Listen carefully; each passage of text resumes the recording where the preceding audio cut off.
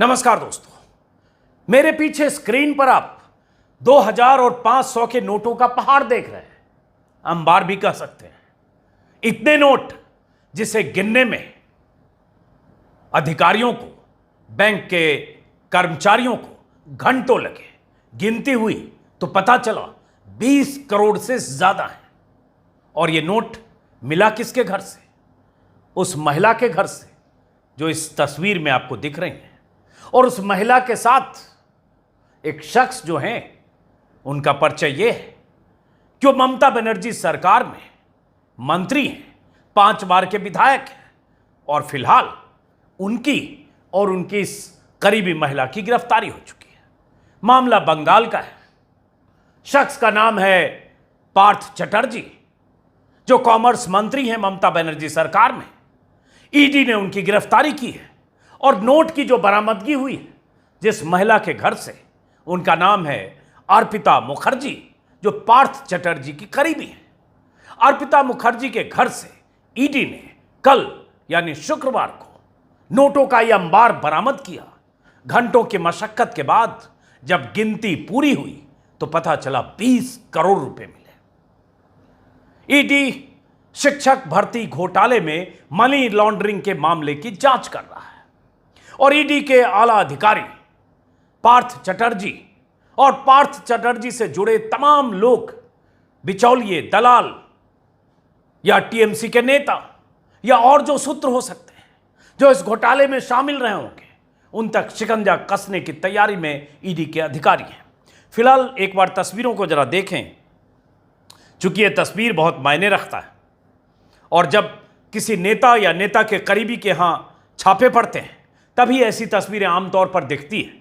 और अर्पिता मुखर्जी के घर से नोटों का जो अंबार मिला है उसमें कुछ लिफाफे भी मिले हैं।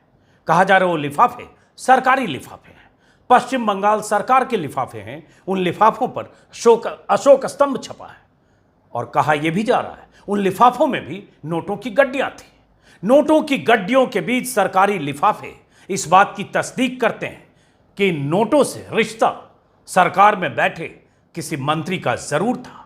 और यही ईडी के अधिकारियों की तरफ से सूत्रों के हवाले से यह बताया जा रहा है कि पार्थ चटर्जी ने शिक्षा मंत्री रहते हुए जिस ढंग से अनियमितताएं की, शिक्षकों की बहाली में अरबों की या करोड़ों की जो वसूली हुई, उसका एक बड़ा हिस्सा अर्पिता के घर पर था और यहां से ईडी ने बरामद किया।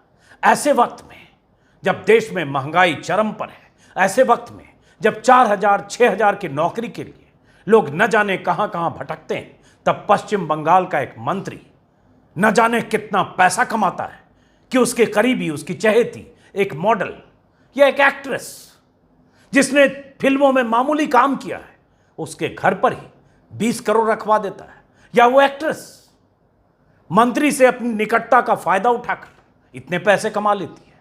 या वो पूरा का पूरा पैसा मंत्री का पैसा है जो एक एक्ट्रेस के घर पर इसलिए रखा गया क्योंकि मंत्री सीधे तौर पर अपने पास वो पैसे नहीं रख सकते थे। इसकी जांच अब ईडी करेगी। लेकिन ऐसी तस्वीरें जब आती हैं तो एक बार जहन में ये बात जरूर आती है कि ये नेता, ये मंत्री, ये विधायक जब सत्ता में होते हैं तो कितना लूटते हैं और कितना कूटते हैं। वही इस तस्वीर का मतलब है। अभी कुछ दिन पहले एक तस्वीर ऐसी आई थी झारखंड से, जब पूजा सिंघल नाम की एक आईएएस अधिकारी के सीए के घर से 17 से 18 करोड़ मिले थे। ये थोड़ा उससे ज्यादा है। नोट आपको जो दिख रहे हैं, नोटों के अंबार, उस अंबार में खास बात यह है कि बहुत सारे ऐसे नोट हैं जो पैकेट में बंद हैं, स्कॉच टेप से पैक किया गया है। कुछ नोट छितराए हुए हैं, तरह तरह के बैग हैं। इन्हीं बैग में नोटों की बरामदगी हुई है और जब बैग सबको खोला गया तो ऐसे नोटों का अंबार मिला। मामला शिक्षक भर्ती घोटाले का है। फिलहाल दोनों की गिरफ्तारी हो चुकी है। पार्थ चटर्जी का परिचय यह है कि अभी ममता बनर्जी की सरकार में कॉमर्स और इंडस्ट्री मिनिस्टर हैं।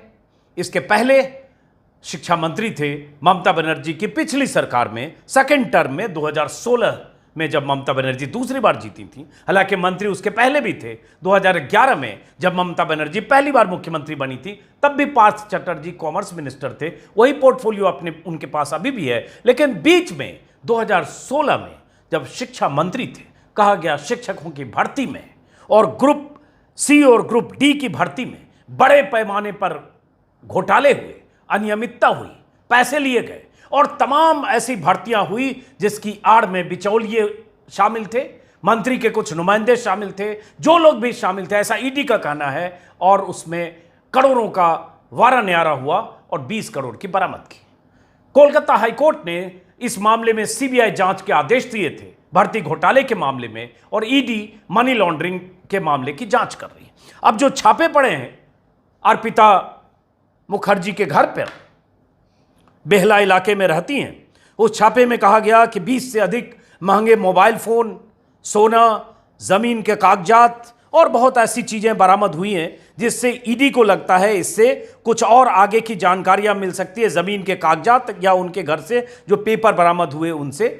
और ईडी अधिकारियों का मानना है, यह खबर भी पहली बार ईडी के हवाले से आई, कल देर शाम ईडी की तरफ से ट्वीट किया गया 4 तस्वीरों के साथ। ये जो तस्वीरें आप देख रहे हैं ईडी की तरफ से ही ट्वीट किया गया और उसमें बताया गया कि इनके घर में छापे में कैसे 2000 और 500 के नोटों की गड्डियां ठूस ठूस कर मतलब दर्जनों बैग में रखे थे और उसके बाद नए और करारे नोट भी थे, और उसके बाद कैसे बैंक अधिकारियों को बुलाकर ईडी ने गिनती करवाई। उसके पहले पैरामिलिट्री फोर्स के साथ ईडी ने इनके घर पर, अर्पिता के घर पर छापेमारी की, क्योंकि ईडी को यह जानकारी मिली थी कि जो टीचर भर्ती घोटाले में जो पैसे की वसूली हुई, घुसखोरी हुई, करप्शन हुआ, उससे जो पैसे कमाए गए उसका एक बड़ा हिस्सा अर्पिता मुखर्जी के घर पर है। अब अर्पिता मुखर्जी कौन है? अर्पिता मुखर्जी का परिचय जो मैं देख रहा था, हालांकि मैं आज के पहले नहीं जानता था, अर्पिता मुखर्जी का परिचय जब मैं वेबसाइट देखने लगा तो पता चला कि एक्ट्रेस हैं, मॉडल हैं, उड़िया फिल्म इंडस्ट्री की कई फिल्मों में काम कर चुकी हैं, इसके अलावा बांग्ला और तमिल फिल्मों में भी काम कर चुकी हैं और ज़्यादातर छिटपुट साइड रोल किए हैं। लेकिन अर्पिता मुखर्जी पार्थ चटर्जी की करीबी हैं, इतनी करीबी कि उनकी राजनीतिक रैलियों में भी दिखती रही है, तस्वीर आप स्क्रीन पर देख रहे हैं। और पार्थ चटर्जी एक दुर्गा पूजा एक समारोह करते हैं, उद्यान संघ दुर्गोत्सव, उसकी वो ब्रांड एम्बेसडर भी हैं। मतलब ये तो साबित हो रहा है सीधे कि पार्थ चटर्जी से निकटता अर्पिता की थी, है, और उसकी तस्वीरें भी, पार्थ चटर्जी और अर्पिता की तस्वीरें भी स्क्रीन पर आप देख पा रहे हैं और कई मौकों पर इनकी तस्वीरें। और आमतौर पर यही होता है कि मंत्री अगर पैसे कमाता है तो मंत्री के कई राजदार होते हैं, कई ऐसे लोग होते हैं जहां उन पैसों को रखा जाता है, एडजस्ट किया जाता है।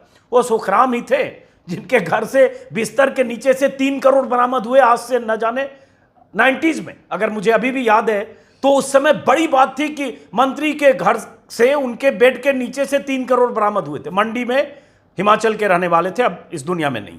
बहरहाल, तो मंत्री आमतौर पर दूसरों के यहां पैसे रखता है, मंत्री है नौकरशाह, यहां अर्पिता के घर पैसे था। और ईडी का कहना है कि ये छापेमारी, अभी ईडी कई और जो टीएमसी के नेता हैं और एक और मंत्री हैं, पूर्व मंत्री भी हैं, उनके यहां भी छापे पड़ रहे हैं।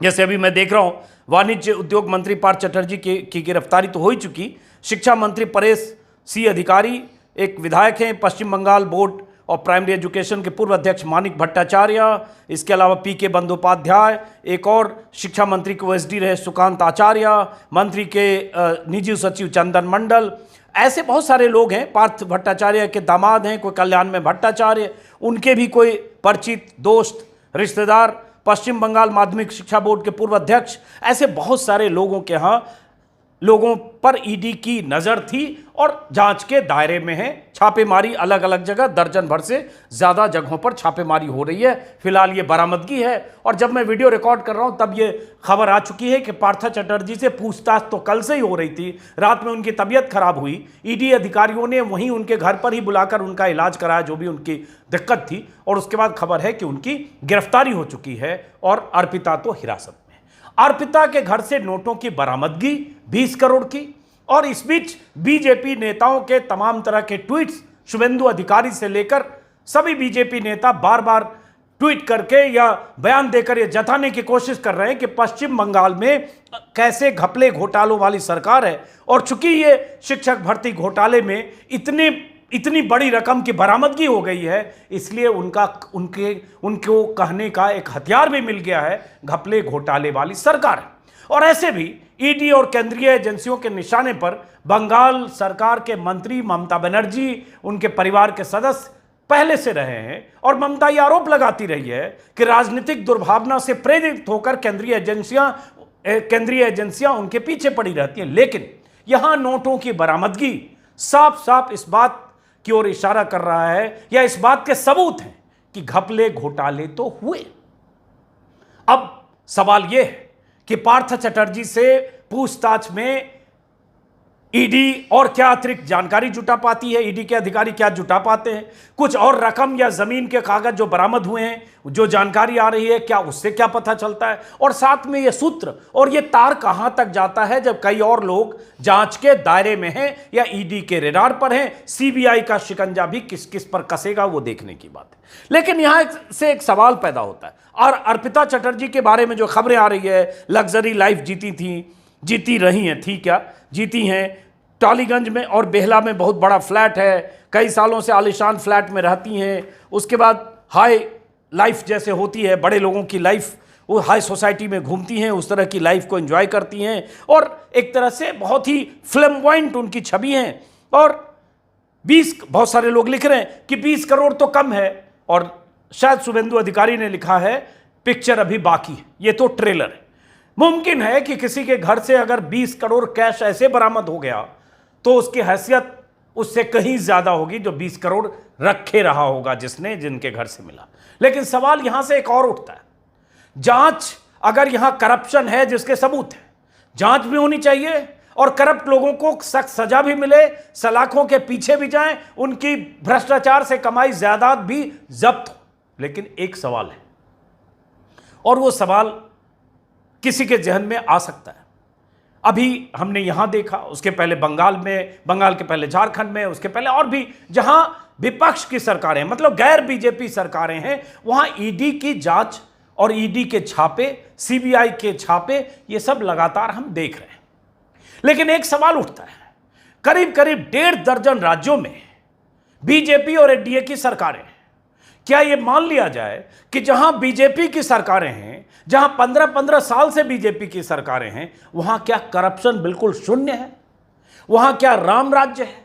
वहां क्या मंत्री, संतरी, अफसर, नौकरशाह, नेता सब के सब एकदम एब्सोल्यूट ऑनेस्ट है, एकदम ईमानदारी की मूर्ति, कहीं कोई घपला घोटाला नहीं है, कहीं कोई ठेके में लेन देन नहीं है, कहीं कोई इस तरह की बरामदगी की आशंका नहीं है कि ईडी या किसी एजेंसी का शिकंजा वहां नहीं कसता।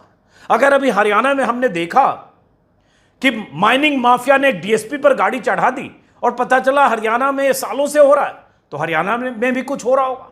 खट्टर जी की सरकार है बीजेपी की, तो क्या हरियाणा में कुछ ईडी को नहीं मिलता, या दूसरे जहां राज्य हैं क्या वहां कहीं ईडी को नहीं मिलता? यह सवाल है। और सवाल यह भी है कि कई बार ऐसे नेता जो पहले ईडी की जद में होते हैं, ईडी के रडार में होते हैं, जैसे वो बीजेपी में आते हैं बच जाते हैं ईडी और सीबीआई दोनों से।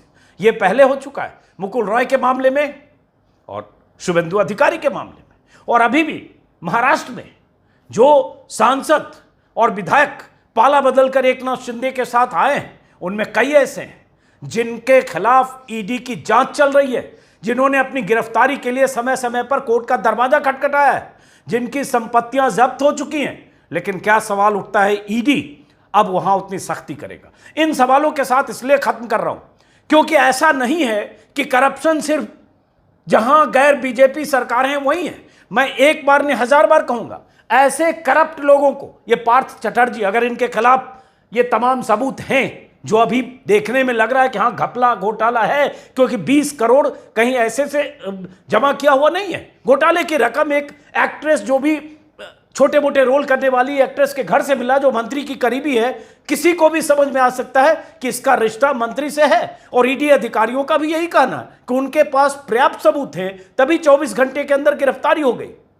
लेकिन सवाल उसके बाद है कि क्या वही जो मैंने पहले पूछा, क्या यह सिर्फ करप्शन का मामला, ये घोटालों का मामला क्या सिर्फ वही है जहां बीजेपी की सरकारें नहीं है, या ईडी की नजर सिर्फ वही होती है जहां बीजेपी की सरकारें नहीं हैं। इन सवालों के साथ इस वीडियो को खत्म करता हूं। आने वाले वक्त में देखते हैं अभी अगले 48 घंटे में क्या और क्या जानकारी मिलती है। फिलहाल ये तो जरूर है कि नोट बहुत बरामद हुआ है और इससे यह भी पता चलता है कि ये नेता और मंत्री अरबों रुपए कमाते हैं। 20 करोड़ वाकई ये तो ट्रेलर है। और ऐसे भ्रष्ट लोग शिकंजे में जितने आते हैं उससे कई गुना आजाद होकर सत्ता की कुर्सी पर बैठकर अपनी जो नोटों की मशीन, नोट छापने की फैक्ट्री चलाते रहते हैं, पकड़े नहीं जाते। लेकिन हम उम्मीद करेंगे कि अगले कुछ महीने में यह भी पता चले कि क्या बीजेपी सरकारें जहां हैं वहां भी कोई ऐसा करप्ट है या नहीं, या मान लें कि वहां सब के सब दूध के धुले और वहां 100% ईमानदारी वाली सरकारें हैं और 100% ईमानदार सब के सब हैं। अगर आप उन राज्यों के रहने वाले हैं जहां बीजेपी की सरकार है तो एक नागरिक के तौर पर आप सोचेंगे तो आपको समझ में आएगा कि आपके राज्य में क्या करप्शन नहीं है। फिलहाल इस वीडियो को खत्म करते हैं, फिर मुलाकात होगी। नमस्कार।